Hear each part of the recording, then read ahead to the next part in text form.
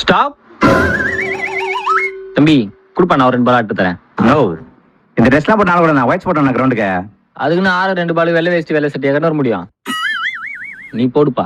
டேய் 2 பால் போட தொலை அந்த ஆளுக்கு. ஆல்ரெடி ஒயிட் போட்டுக்கிறேன் இல்லையும் வேற. என்னப்பா கோணத்து வந்து போட்டுக்கிறீங்க?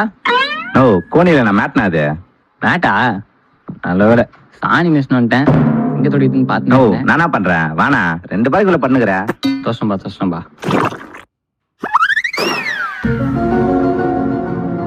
என்னப்பா போடு பால்.